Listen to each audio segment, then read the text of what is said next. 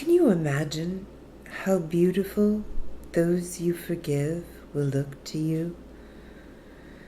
In no fantasy have you ever seen anything so lovely. Nothing you see here, sleeping or waking, comes near to such loveliness, and nothing you will value like unto this, nor hold so dear. Nothing that you remember that made your heart sing with joy has ever brought you even a little part of the happiness this sight will bring you. For you will see the Son of God.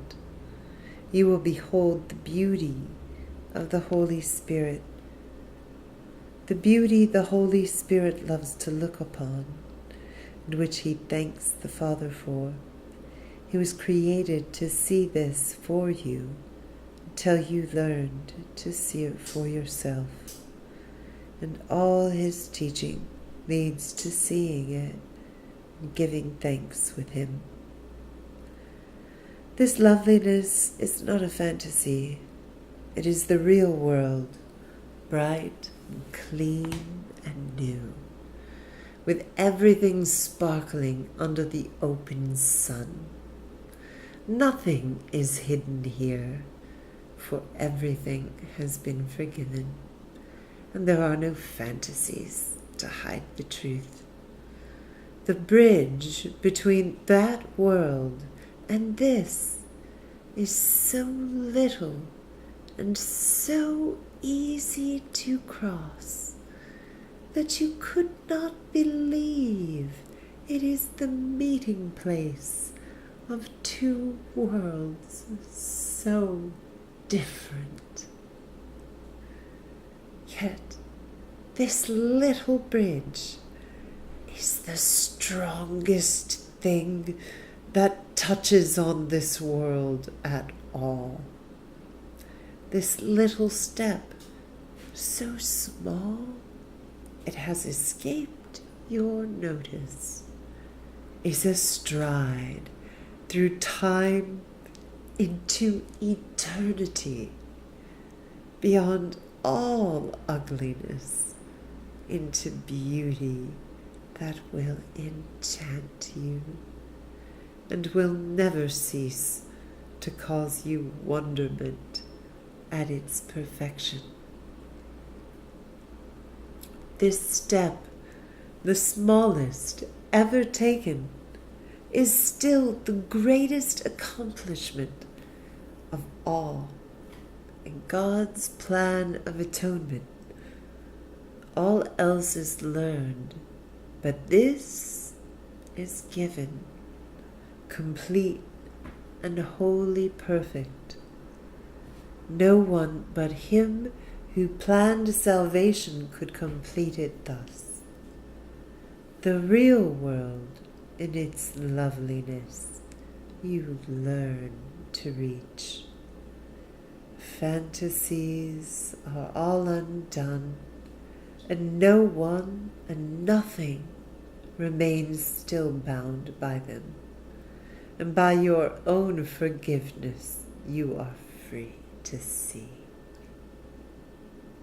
Yet what you see is only what you made, with the blessing of your forgiveness on it. And with this final blessing of God's Son upon himself, the real perception, born of the new perspective he has learned, has served its purpose. The stars will disappear in light, and the sun that opened up the world to beauty will vanish. Perception will be meaningless when it has been perfected, for everything that has been used for learning will have no function.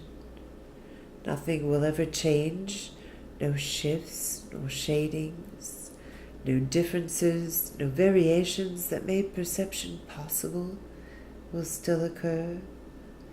The perception of the real world will be so short that you will barely have time to thank God for it, for God will take the last step swiftly when you have reached the real world and have been made ready for it. The real world is attained simply by the complete forgiveness of the old, the world you see without forgiveness. The great transformer of perception will undertake with you the careful searching of the mind that made this world, and uncover to you the seeming reasons for your making it. In the light of the real reason that he brings, as you follow him, he will show you that there is no reason here at all.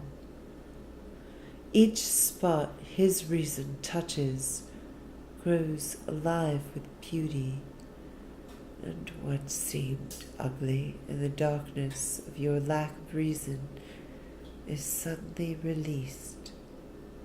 Not even what the Son of God made in insanity could be without a hidden spark of beauty that gentleness could release.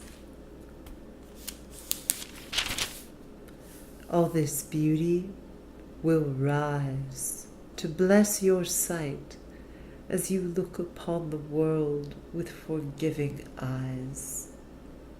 For forgiveness literally transforms vision and lets you see the real world reaching quietly and gently across chaos, removing all illusions that had twisted your perception and fixed it on the past. The smallest leaf becomes a thing of wonder, and a blade of grass a sign of God's perfection. From the forgiven world, the Son of God is lifted easily into his home, and there he knows that he has always rested there in peace. Even salvation will become a dream and vanish from his mind. For salvation is the end of dreams, and with the closing of the dream will have no meaning. Who, awake in heaven, could dream that there could ever be need of salvation?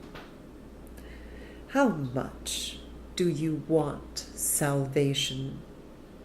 It will give you the real world, trembling with readiness to be given to you. The eagerness of the Holy Spirit to give you this is so intense. He would not wait, although he waits in patience. Meet his patience with your impatience at delay in meeting him. Go out in gladness to meet with your Redeemer and walk with him in trust, out of this world and into the real world of beauty and forgiveness.